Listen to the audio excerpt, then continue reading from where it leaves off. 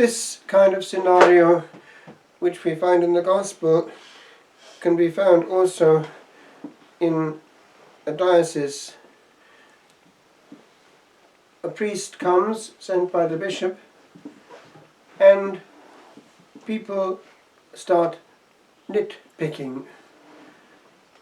He's too old-fashioned. He doesn't let us do things. He's too much inside a box. And they start complaining. The noise becomes so loud that eventually the bishop opts to move him to another parish and send someone else of a different sort in. He starts, and very soon they find he has favourites. He's very liberal. He makes jokes at the altar. Too free-thinking. And so they start making noises to the bishop. Eventually, the bishop goes into prayer mode, brings it to the Lord, and this gospel might pop into his mind. Also others, the likes of he who rejects you, rejects me. And so he removes him for the sake of peace. But what is the surprise of the parishioners when they find that their parish is going to be amalgamated with a bigger one down the road? I've actually seen a scenario not very different. It can actually happen also in a monastery. Holy nitpicking. The goldfish bowl phenomenon. Oh, you again. Bump. You again. Bump. Oh, you again. Bump. And so the quality of life is what it is. And so the novice, eventually the junior professed, has received so much nitpicking because the goldfish have nothing better to do, that he opts not to renew his vows. Not because he hasn't got a vocation, but because he can't bear any more nitpicking. And then the brethren have a measure of peace because they've got nothing else to complain about. And so, down the line, because they have grown older and older, they have to close down, and the monastery is left as a museum. That too is not far away from the truth. Brethren, we are good at complaining. Actually, we're experts at it. Look at our conversations, especially our holy conversations. Are there not much of that? And if one goes into the cybersphere, is it not full of that scenario in a different form? How much holy energy goes well deflected from prayer into something similar to the far west. And charity has gone to the window. Aggressiveness, harsh words, which the other person can't hear. And by the way, that is one of the dangers even of an SMS, because people can't see the face or hear the tone of voice, and it can be picked up the wrong way, and very often is. The actual word SMS means a short message service. It's not made for in-depth conversation. It can't happen really. It's meant and it's useful for emergencies. Where are you?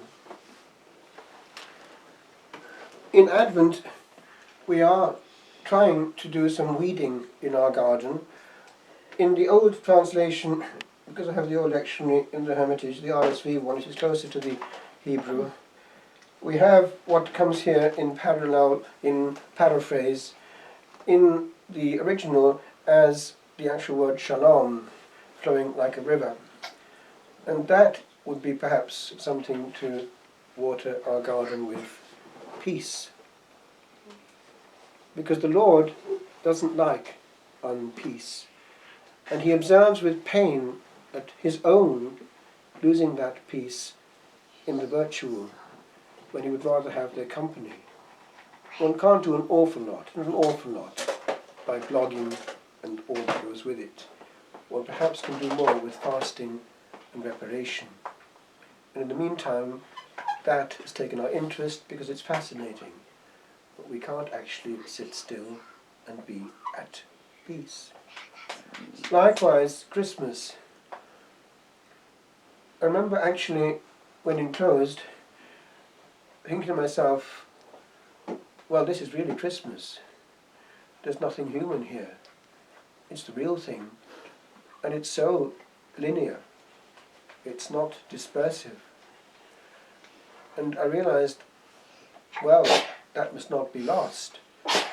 It doesn't have to be the maximum to be the optimum. It doesn't have to be the most expensive to be either the best. Sometimes the best gift of all is time. A proximate relationship which one doesn't have time for when one is working outside. And if that too goes into separation through the presence we've brought them, then what is our Christmas? But with regard to Advent itself, it works on two levels, because as if we prepare for Christmas, we make many things in the feast, but not Christ himself, so too in our life on earth, at the advent of the great King, if we've misfired all our rockets, if we've dispersed our energy to the winds, missed the point of being indwelt by the Blessed Trinity, even doing many things for the Lord, but without the Lord, then we too have missed the point.